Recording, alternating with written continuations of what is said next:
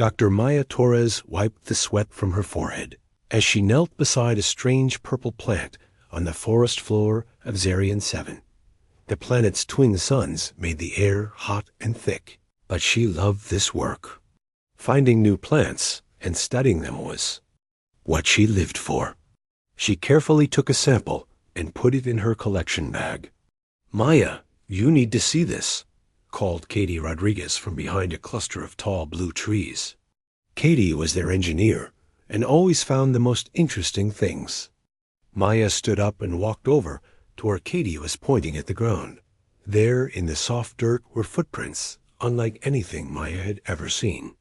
They were huge, at least twice the size of a human foot, but they had a strange shape with what looked like claw marks at the front. The prints were deep, showing that whatever made them was very heavy. "These are fresh," Maya said, touching the edge of one print. "Maybe a few hours old." Katie nodded and looked around nervously. "Should we tell Rachel?" Rachel Brooks was their security chief, and Maya knew she would want to set up more guards if she heard about unknown creatures in the area. Maya looked at the prints again. They were walking in a straight line toward the deeper part of the forest, not circling around like a hunting animal would do. "Let me call the others first," Maya said. She pressed the button on her communication device. "Lisa, Amy, can you come to our location? We found something interesting." Dia Lisa Chong and Amy Johnson arrived within minutes. Lisa was their medical officer, a small woman who could fix any injury. Amy handled all their communications with the ship and other human settlements. Both women stared at the footprints with wide eyes. "What kind of animal makes prints like that?" Amy asked. "I don't think it's an animal," Maya said quietly. "Look at the spacing between the steps. It's walking upright like we do, but the legs are much longer." Lisa knelt down and studied the prints more carefully. "The depth suggests something that weighs at least 300 pounds, maybe more. And see these marks here? They look like they're from some kind of tool or weapon being dragged alongside." The four women looked at each other with worry. They all knew what this meant.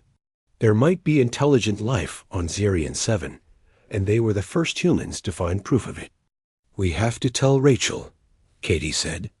"This is too important to keep secret."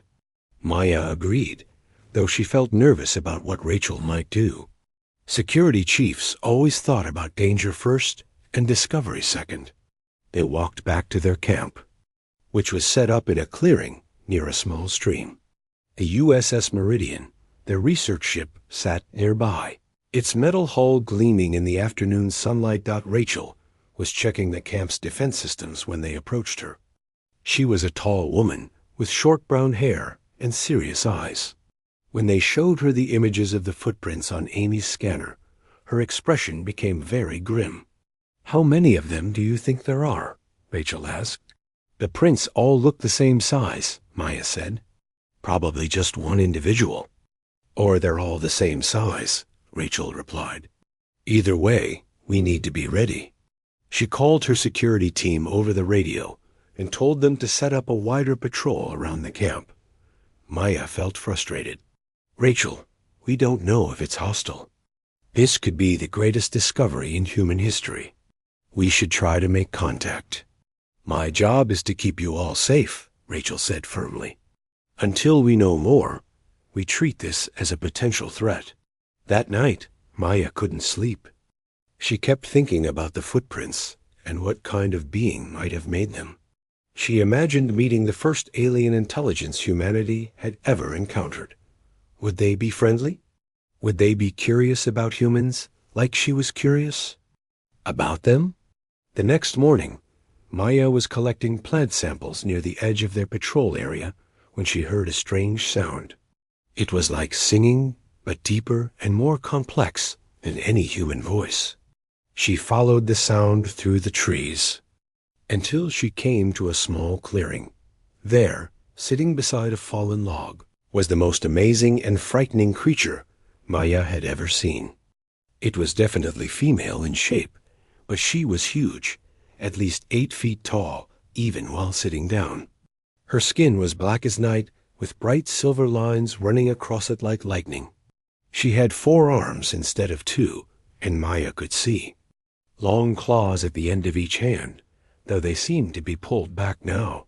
The alien woman was doing something with her hands, weaving together long grass into some kind of pattern. Her movements were gentle and careful, not at all what Maya expected from something so large and powerful. When she sang, her voice was beautiful, like deep bells ringing.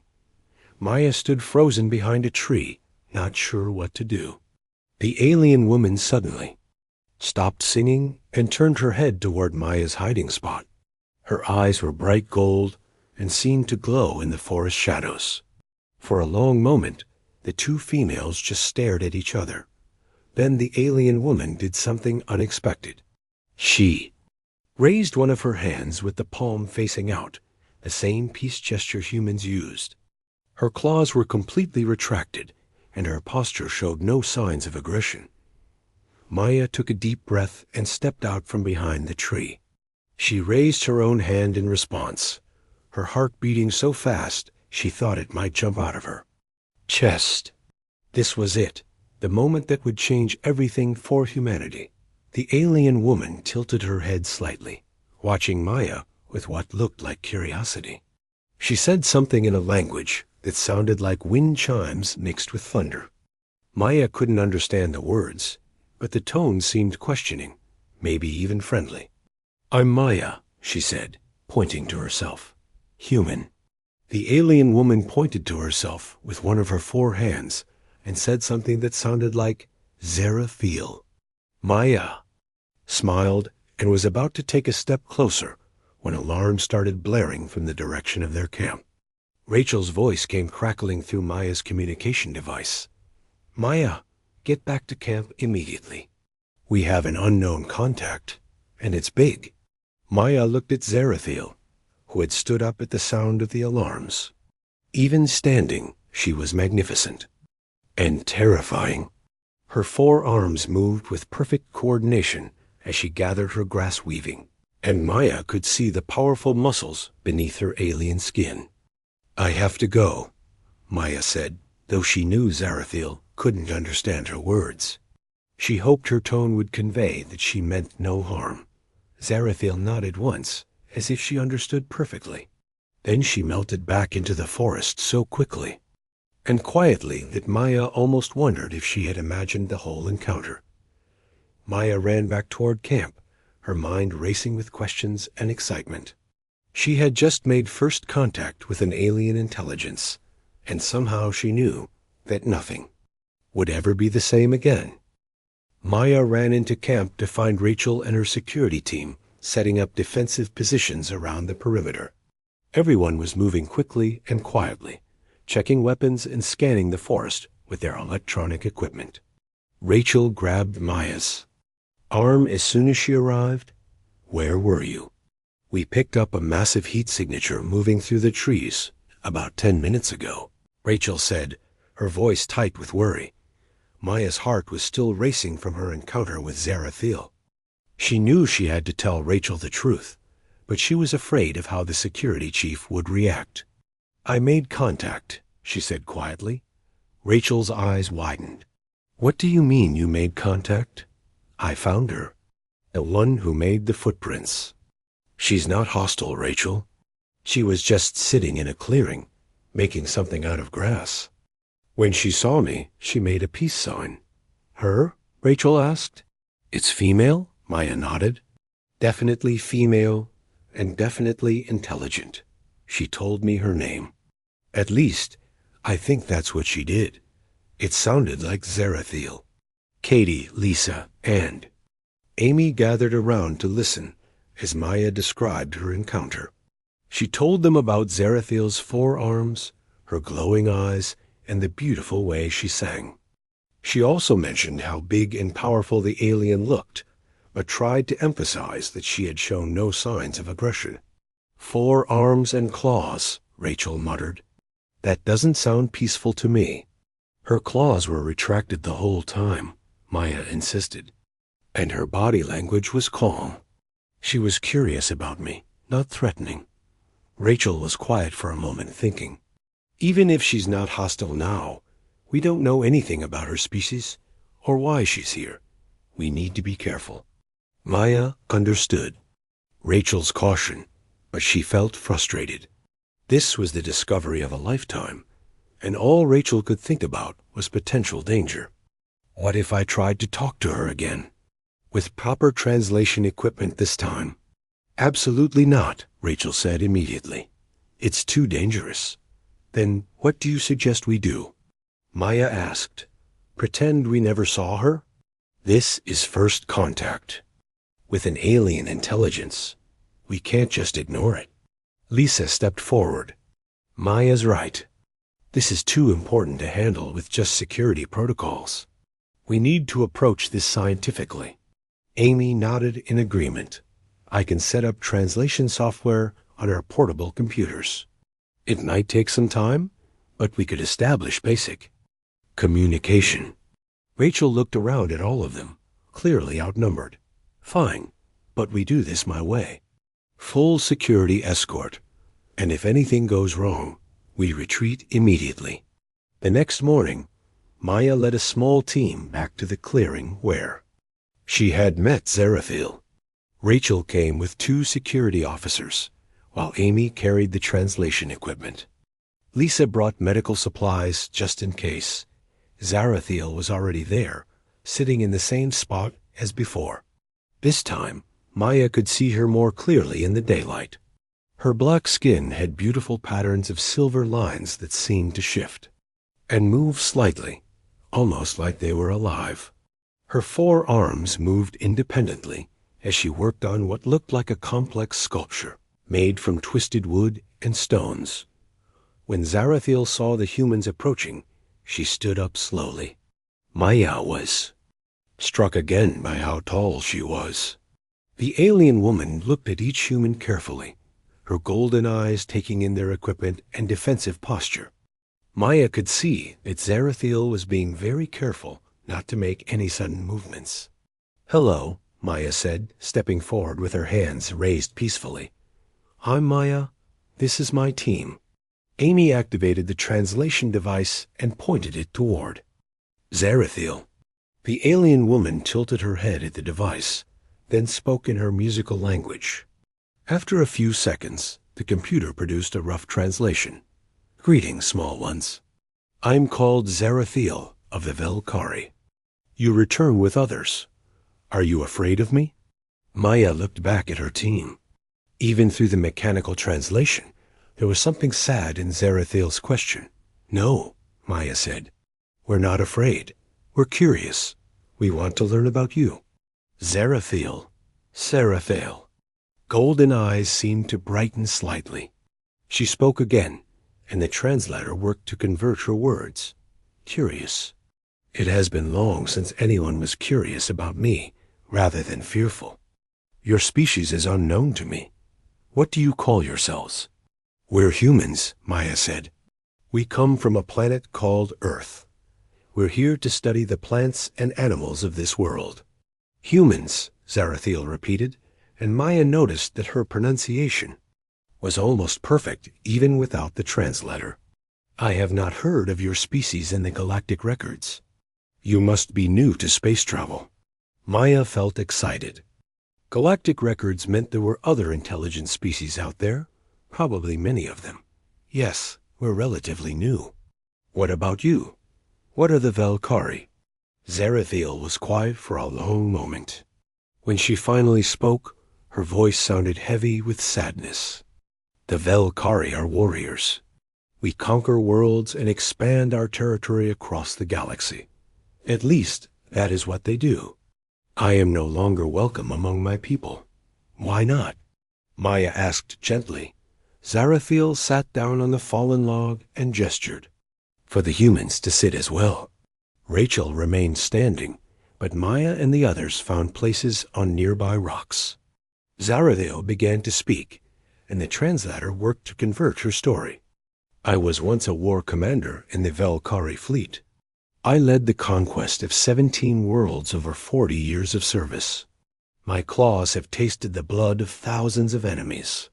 My name was spoken with fear across dozens of star systems. Maya felt a chill run down her spine, but she forced herself to keep listening. The Velkari way is simple, Zarathiel continued. We find worlds with resources we need, and we take them. Resistance is crushed without mercy.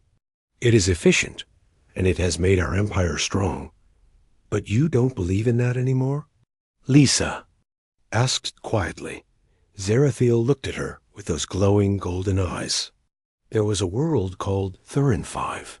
It was beautiful, covered with vast farms and peaceful cities. The people there were called the Tarini, and they had never known war. They grew food from many other worlds and asked for nothing but to be left in peace.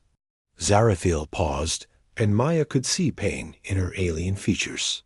When we arrived, the Tarini did not even try to fight at first. They offered to share their resources freely if we would not harm them. But the High Command wanted total conquest, not partnership. They ordered me to destroy the Tarini resistance and claim the world for the Velkari. What did you do? Amy asked. I followed my orders, Zarathiel said, her voice barely above a whisper. I led the attack that broke their defenses. I watched their beautiful cities burn. In 3 days, a civilization that had existed peacefully for 1,000 years was gone. The humans sat in stunned silence. Maya tried to process what she was hearing. This gentle creature, who made art from grass and wood, had once been responsible for destroying an entire world. But something changed after Thurin 5, Zarathiel continued. I could not stop thinking about the Tarini children I had seen in their cities before the attack. They had looked at our ships with wonder, not fear. They thought we were visitors, not conquerors. Zarathiel stood up and walked to her sculpture. She touched it gently with one of her 4 hands. I began to question our ways. I spoke to other commanders about finding alternatives to conquest. I suggested that we could trade with other species instead of destroying them. That doesn't sound unreasonable, Katie said. Zarathiel made a sound that the translator interpreted as bitter laughter. To the Velkari High Command, it was treason. They said I had become weak, that I was no longer fit to be a warrior. When I refused to lead another conquest, they stripped me of my rank and exiled me from Velkari space. How long have you been alone? Maya asked. 3 years on this world, Zarathiel replied. I chose Zarian 7 because it is far from the major trade routes and has no resources that would interest the Velkari. I thought I could find peace here. Maya looked around at her team. She could see that they were all affected by Zarathiel. This story. Even Rachel had lowered her weapon and was listening intently. What do you do here? Lisa asked. Besides make art, I mean. Zarathiel gestured toward the forest around them. I study the life forms of this world. I have learned much about the plants and animals here. When I find creatures that are injured or sick, I help them heal. It is a small way to balance the destruction I once caused. Maya felt her heart go out to this lonely alien warrior. You don't have to be alone anymore, she said. Would you like to work with us? We could learn so much from each other. Zarathiel stared at Maya for a long moment, her golden eyes wide with surprise. You would trust me? Even knowing what I have done? People can change, Maya said simply. What matters is who you choose to be now, not who you were before. For the first time since they had met, Zarathiel smiled. It transformed her entire face, making her look less like a fearsome warrior and more like someone who had been carrying a heavy burden for far too long. I would like that very much, Maya of the humans, she said. For the next 2 weeks, Zarathiel worked alongside Maya and her team. The alien woman proved to be incredibly knowledgeable about the plants and animals of Zarian 7. She showed them healing plants that could cure infections, fruits that provided perfect nutrition, and flowers that glowed in the dark to guide travelers. Maya was amazed by how gentle Zarathiel was with the small creatures of the forest. She watched the huge alien woman carefully tend to an injured bird, using just the tips of her claws to clean its wounds. The bird showed no fear of Zarathiel, as if it could sense her peaceful intentions. "How did you learn to do this?" Maya asked as Zarathiel released the healed bird back into the trees. "After I was exiled, I had much time to think about the life I had destroyed," Zarathiel replied. "I decided that if I could not bring back those who had died, I could at least protect the life I found here." Katie had become fascinated with Zarathiel's technology. The alien woman carried devices that could analyze soil composition instantly, purify water with a touch, and even repair damaged plant tissue. When Katie asked how they worked, Zarathiel patiently explained the principles behind each tool. "Your people must be very advanced," Katie said as she examined a device that could make plants grow faster. "The Velkari have conquered many worlds," Zarathiel said sadly. "We have taken the best technology from each civilization we have defeated. Much of what we know was stolen from others." Dia Lisa Chong had been studying Zarathiel's physiology with the aliens' permission. She was amazed by how efficiently the Velkari body worked. Zarathiel could go days without food, needed very little sleep, and could heal from injuries that would kill a human. "Your people are incredible survivors," Lisa said as she recorded Zarathiel's vital signs. "We were designed." HFY War, Zarathiel replied. "Every aspect of our biology is meant to make us better killers. Sometimes I wonder if we are capable of being anything else." "You're capable of kindness," Maya said firmly. "I've seen it every day for 2 weeks." Amy had been working on improving the translation software and communication between the humans, and Zarathiel had become much smoother. The alien woman was also learning to speak English with remarkable speed. "Your language is beautiful," Zarathiel told Amy. "It has so many words for different types of love and friendship. Velkari has only words for dominance and submission." Even Rachel had begun to trust Zarathiel, though she remained cautious. She had seen how the alien woman could move through the forest without making a sound, and how her 4 arms could work independently to accomplish tasks that would require multiple humans. But she had also seen Zarathiel's gentleness and her genuine desire to help. "I'm still not sure what to put in my report to command," Rachel admitted to Maya one evening. "First contact with a reformed alien warrior doesn't exactly fit the standard protocols." Maya laughed. "I don't think any of this fits standard protocols. We're making history here." That night, Maya was awakened by a low humming sound coming from outside her tent. She looked out to see Zarathiel sitting by their campfire, singing softly while she worked on another sculpture. The alien woman never seemed to need much sleep. "Can't sleep?" Maya asked as she joined Zarathiel by the fire. "I am troubled by dreams lately," Zarathiel replied. "Dreams of my past and fears about my future." "What kind of fears?" Zarathiel was quiet for a moment, her 4 hands continuing to shape the wood she was carving. "I fear that my people will find me eventually. The Velkari do not like loose ends, especially ones that know their military secrets." Maya felt a chill that had nothing to do with the cool night air. "Do you think they're looking for you?" "I hope not," Zarathiel said. "But if they are, you and your team would be in great danger. The Velkari do not distinguish between enemies and innocent bystanders." Maya was about to respond when Amy's voice crackled urgently over the camp communication system. "Everyone wake up. We're getting some kind of signal from space. It's not human." The entire team gathered around Amy's communication equipment within minutes. She had intercepted a transmission in an unknown language, but the computer was already working to translate it based on the Velkari language patterns. They had learned from Zera Thiel.Zerathil. Listen to the transmission, and Maya could see her golden eyes growing wide with fear. "We must leave this place immediately," she said urgently.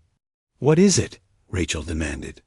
"A hunting squadron," Zarathiel replied, "already moving toward the forest. They have found me." The translation computer finished processing the signal, and Hen displayed the message on Amy's screen. Maya read it aloud. "War Commander Dekanul to Traitor Zarathiel. You are commanded to surrender yourself for execution. Any who aid you will be destroyed." "Dekanul was my second in command," Zarathiel said grimly. "He is ruthless and efficient. He will not negotiate or show mercy." Rachel was already activating the camp's emergency protocols. "How long do we have?" Zarathiel tilted her head, listening to sounds the humans couldn't hear. "Their ships are entering the atmosphere now. Perhaps 10 minutes before they reach this location." "We need to evacuate," Rachel said. "Get to the ship and call for backup." "No," Zarathiel said firmly. "They will destroy your ship before you can escape. I know their tactics. They will surround this area and hunt us systematically." Maya felt her heart racing, but she forced herself to think clearly. "What do you suggest?" "I know caves deeper in the forest where we can hide," Zarathiel said, "but you should not come with me. If you surrender now, they might let you live." "We're not abandoning you," Maya said immediately. The rest of her team nodded in agreement. Zarathiel stared at them in amazement. "You would risk your lives for me, even knowing what I am?" "We know exactly what you are," Maya replied. "You're our friend." The sound of approaching aircraft filled the air, and bright lights began sweeping through the forest. Zarathiel led the humans away from their camp at a fast pace, her forearms helping her move through the dense vegetation with incredible speed and silence. They had been moving for about 5 minutes when the first explosion lit up the night behind them. Maya looked back to see their research station in flames. The USS Meridian was also burning, its hull cracked open like an egg. "They're not taking any chances," Rachel muttered, checking her weapon. Zarathiel led them to a hidden entrance in a rocky hillside. The cave beyond was larger than Maya had expected, with multiple chambers and passages leading deeper underground. Zarathiel moved through the darkness as if she could see perfectly, while the humans relied on their flashlights. "I have been preparing this place," Zarathiel explained as she showed them a chamber stocked with supplies. "I always knew this day might come." The cave was amazing. Zarathiel had carved beautiful artwork into the walls, depicting scenes from the worlds she had visited. But mixed in with images of conquest and destruction were newer carvings showing the peaceful life she had built on. XER-IM-7.Amy managed to get her portable communication equipment working and sent an emergency signal toward the nearest human space station. "Help will come," she said, "but it might take days." "We may not have days," Zarathiel replied. "Dekanul will not give up easily." As if summoned by her words, a voice echoed from outside the cave. The translation device picked up the words. "Zarathiel, you cannot hide forever. Come out and face your fate with honor." Zarathiel moved to the cave entrance, staying in the shadows. Maya followed her and saw at least a dozen figures in dark armor standing in the forest clearing outside. They were all as tall as Zarathiel, with the same four-armed build and glowing eyes. The leader stepped forward, removing his helmet to reveal a face similar to Zarathiel's, but harder and crueler.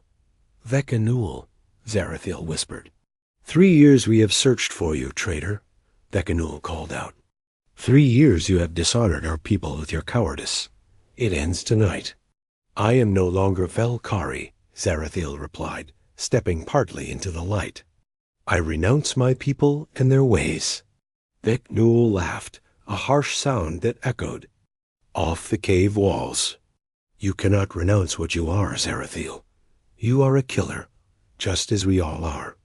These soft creatures you protect have made you weak, but I will remind you of your true nature. The humans are innocent, Zarathiel said.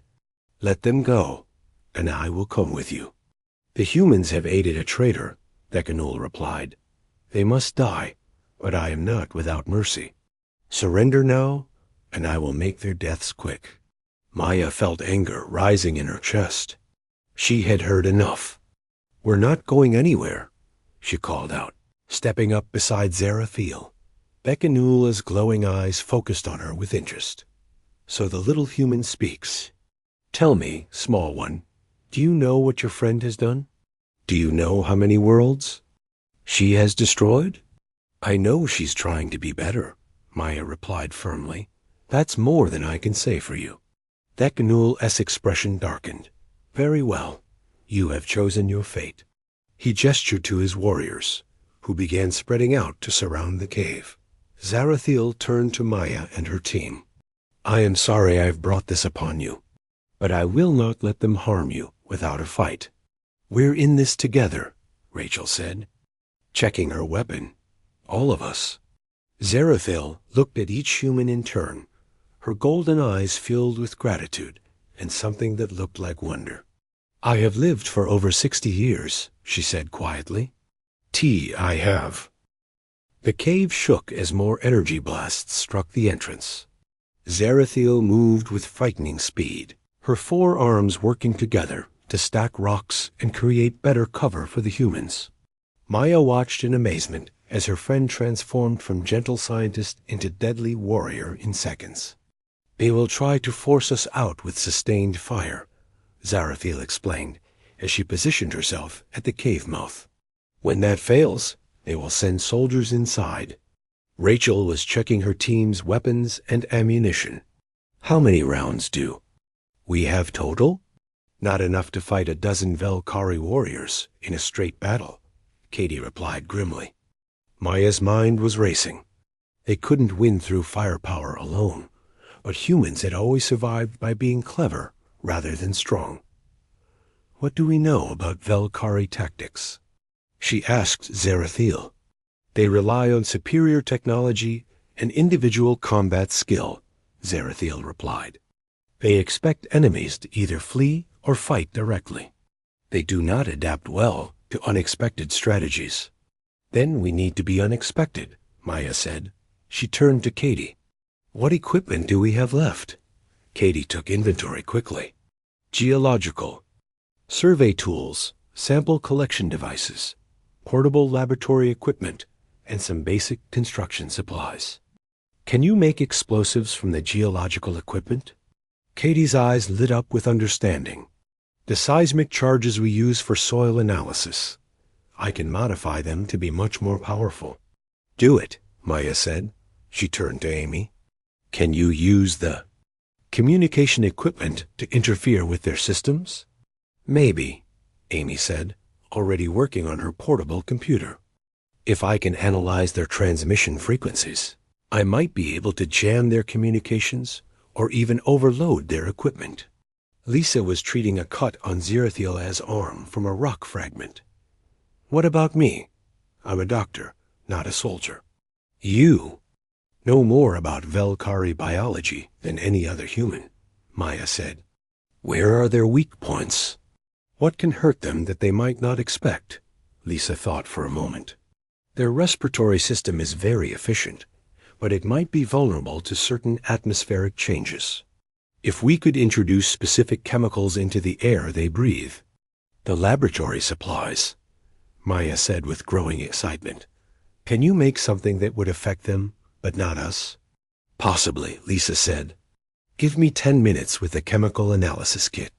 Zarathiel watched the humans planning their defense with growing amazement. Your species is remarkable, she said. Most beings would panic in this situation. Humans are good at improvising, Rachel said as she positioned herself to cover the cave entrance. It's what we do best. Another series of energy blasts rocked the cave and dust rained down from the ceiling. Thekanul's voice echoed from outside. Your defenses are weakening, traitor. Surrender now and spare these humans further suffering. Keep talking, Zarathil called back. Every word you speak tells me where you are.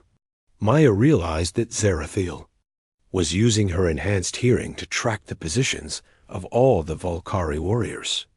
How many are there exactly? 12, including Thekanul, Zarathil replied. 3 at the main entrance, 2 covering each side passage, and the rest spread out to prevent escape. Katie had finished modifying the seismic charges. These will pack a much bigger punch now, she said, holding up devices that looked like small metal cylinders. But we'll need to get them close to the targets.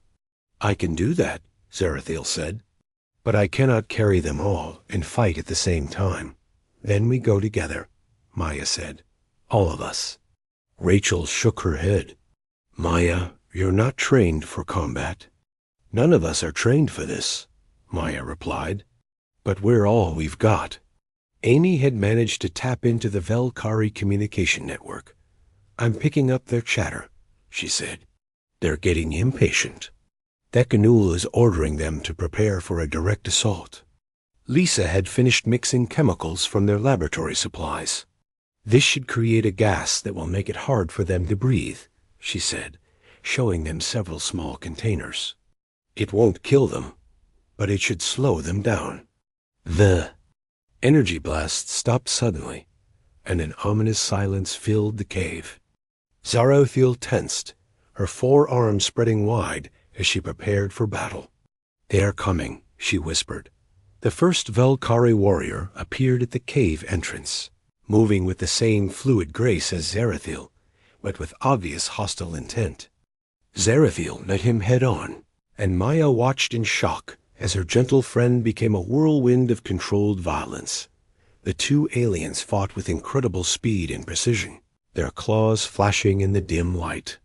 But Zarathil was fighting defensively, trying to protect the humans rather than simply defeat her opponent. Maya realized they needed to help her, not just hide behind her. Now, Maya shouted, and the humans put their plan into action. Katie threw the first modified seismic charge toward the group of warriors at the cave entrance. The explosion was much larger than expected, sending rocks flying and forcing the Velkari to take cover. Amy activated her jamming device, and immediately the aliens began showing signs of confusion as their communication systems failed. Lisa released her chemical gas near the cave entrance, and the Velkari warriors began coughing and stumbling. Their enhanced respiratory systems, so efficient in normal conditions, became a weakness when faced with the unexpected chemical attack. It's working, Rachel shouted as she fired at the disoriented aliens. Her shots weren't powerful enough to seriously hurt them, but they added to the confusion and forced the Velkari to divide their attention. Zarathil took advantage of the chaos to defeat the warrior she was fighting. She moved to protect the humans from the other aliens, who were trying to enter the cave despite the gas and explosions. Behind you, Maya called out as she saw a Velkari warrior trying to sneak around Zarathil's position. Zarathil spun around and caught the warrior with all 4 arms, lifting him off the ground and throwing him back out of the cave with incredible force. Katie detonated another seismic charge, this one placed to block one of the side passages. The explosion brought down part of the cave ceiling, sealing off that route and reducing the number of directions from which they could be attacked. Their technology is shutting down, Amy reported excitedly. My jamming signal is overloading their equipment. Maya could see that the tide of battle was turning.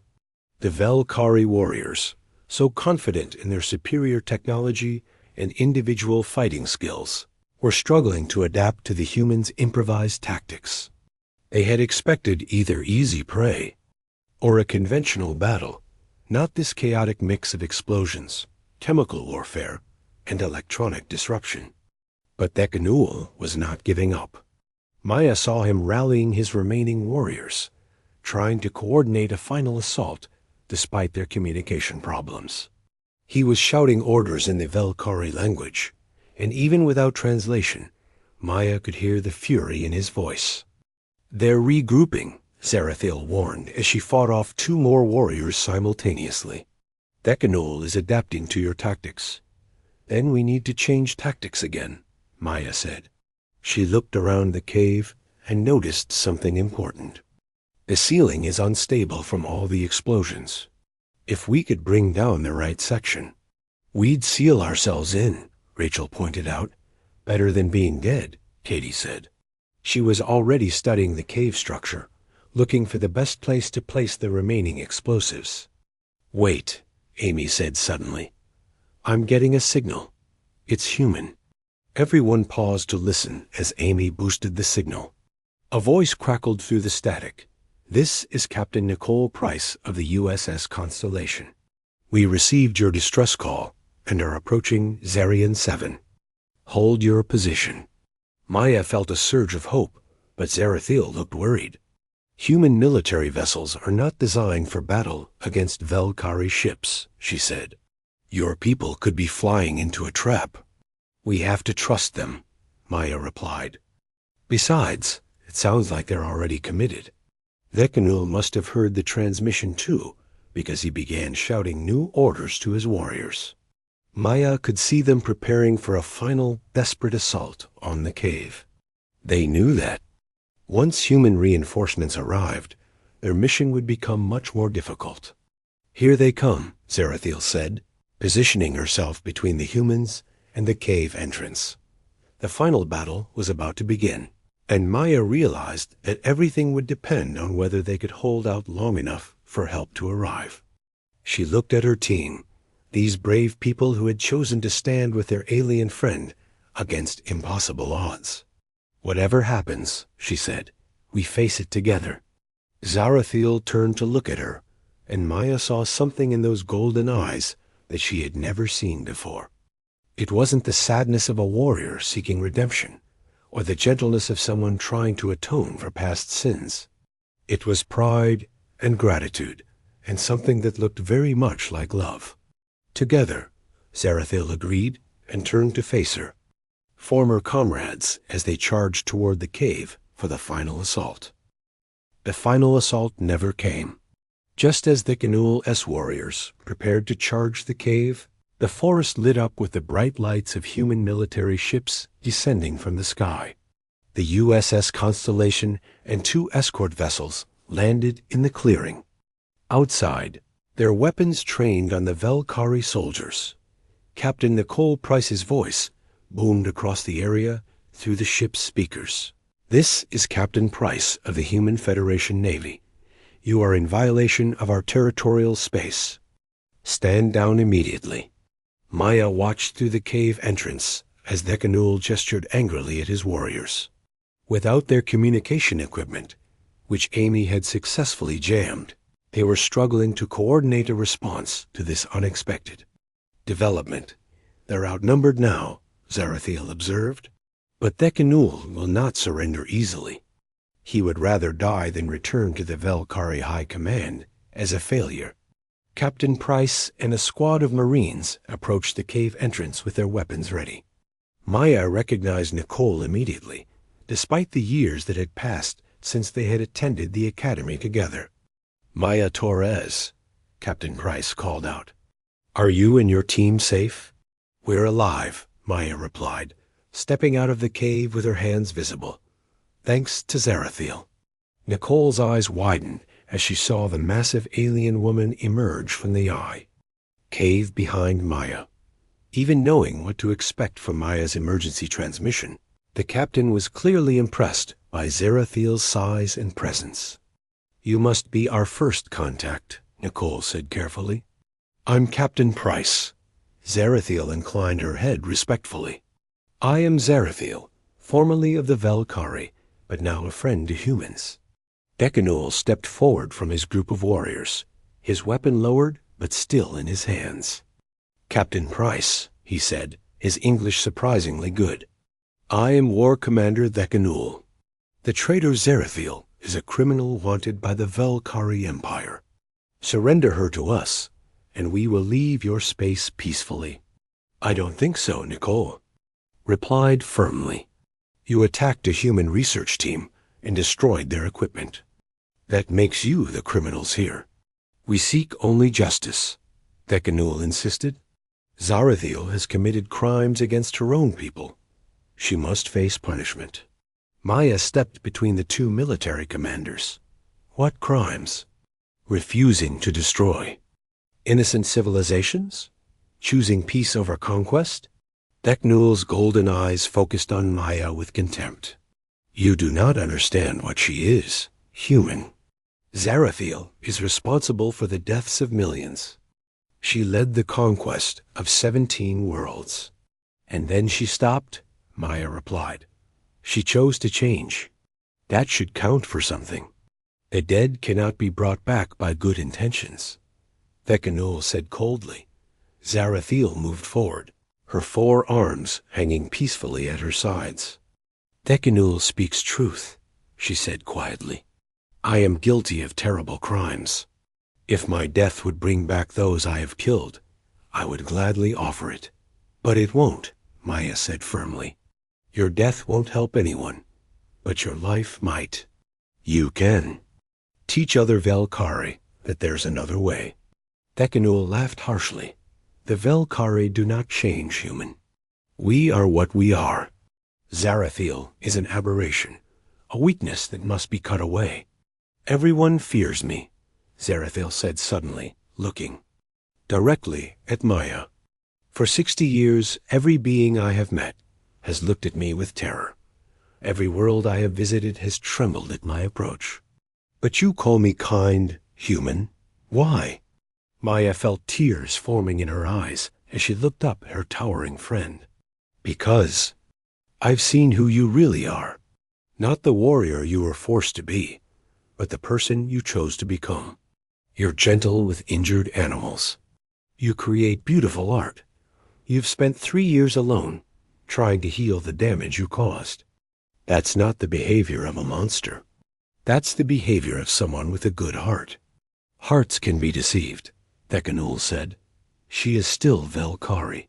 She will revert to her true nature eventually. Maybe, Maya admitted, but I don't think so. And even if she does, I'd rather judge her by her actions today than her actions yesterday. Captain Price had been listening to this exchange with growing interest. War Commander Thekanul, she said formally. I'm placing Zarathiel under the protection of the Human Federation. If your people have legitimate grievances against her, they can be addressed through proper diplomatic channels. Humans do not have the authority to grant sanctuary to Velkari criminals, Thekanul replied angrily. In human space, we have whatever authority we choose to exercise, Nicole said firmly. Your choice is simple. Leave peacefully or be arrested. For attacking Federation citizens. Thekanul looked around at his warriors, then at the human ships surrounding them. Maya could see him calculating odds and outcomes. Finally, he made his decision. This is not over, he said to Zarathiel. The High Command will not forget this insult. We will return with a full battle fleet. If you do, you'll find us ready. Captain Price replied calmly. Thekanul gestured to his warriors, and they began moving toward their own ships, which were hidden deeper in the forest. But before leaving, he turned back to Zarathiel one last time. You were the finest warrior I ever served under, he said quietly.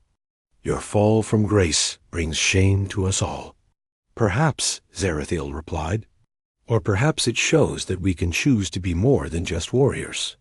After the Velkari ships had departed, Captain Price gathered Maya's team for a debriefing. They sat around a portable table in the clearing, with Zarathiel nearby, but not quite part of the group. Maya noticed her friend's isolation and felt a pang of sadness. According to your reports, Nicole said, this is humanity's first contact with an alien intelligence. The implications are staggering. Zarathiel isn't just any alien, Maya said. She's someone who chose to reject her people's violent ways and tried to find a better path. She saved our lives." "I understand that," Nicole replied. "But the Federation Council will have concerns about harboring someone with her background. The Velkari Empire sounds like a significant threat." Maya looked over at Zarathiel, who was sitting alone by the remains of their campfire. The alien woman was working on another sculpture, her 4 hands moving with practiced precision. She looked up and caught Maya's eye, offering a small smile that didn't quite hide her sadness. "Captain," Maya said quietly, "could I have a moment alone with Zarathiel?" Nicole nodded and gestured for the others to give them space. Maya walked over to where her friend was sitting. "You're worried about staying with us," Maya said. "It wasn't a question." "Your people have every right to fear me," Zarathiel replied. Decanul was correct about one thing. I am responsible for terrible crimes. Perhaps it would be better if I returned to my exile. Is that what you want? Zarathiel was quiet for a long moment. For 3 years, I believed I deserved to be alone. I thought isolation was my proper punishment for what I had done. But these past weeks with you and your team have shown me something I had forgotten. What's that? The value of friendship. The joy of working together toward a common goal. The peace that comes from being accepted despite your flaws. Zarathiel looked directly at Maya. You have given me something I thought I had lost forever. Hope. Maya felt her heart swell with emotion. And don't give up on that hope. Come with us. Help us learn about the galaxy. Teach us about other species. Show the universe that change is possible. And if more Velkari come hunting for me, if I bring danger to your people, then we'll face it together, Maya said firmly. All of us. Captain Price approached them carefully. I've been in contact with Federation Command, she said. They're willing to offer Zarathiel asylum with certain conditions. What conditions? Maya asked. She would need to work with our intelligence services to provide information about potential threats. She would be monitored for security purposes. And she would need to find productive work within Federation space. Maya looked at Zarathiel hopefully. I could use a research partner, she said. Someone with your knowledge of alien biology. And ecosystems would be invaluable. Zarathiel's golden eyes brightened. You would trust me with such important work? I've trusted you with my life, Maya replied. I think I can trust you with my research. 6 months later, Maya stood in the observation deck of the Federation's newest research station, watching Zarathiel work in the laboratory below. The alien woman was using all 4 of her arms to simultaneously analyze plant samples, record data, and prepare specimens for study. Her efficiency was incredible, but what Maya loved most was the obvious joy Zarathiel took in the work. Katie, Lisa, Amy, and Rachel had all requested transfers to work at the new station. They had become not just colleagues, but true friends.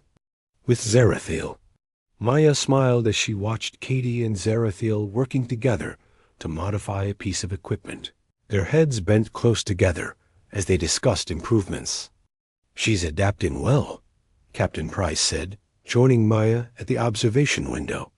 Nicole had been promoted to Admiral and now oversaw the Federation's first contact protocols. She's thriving, Maya corrected. For the first time in her life, she's able to use her abilities to create instead of destroy. The intelligence reports she's provided have been invaluable, Nicole added. Her knowledge of Velkari tactics and technology has helped us prepare defenses for our outer colonies. Maya nodded, but her attention was focused on Zarathiel. The alien woman looked up from her work and waved at Maya through the observation window. Her smile was genuine and peaceful, so different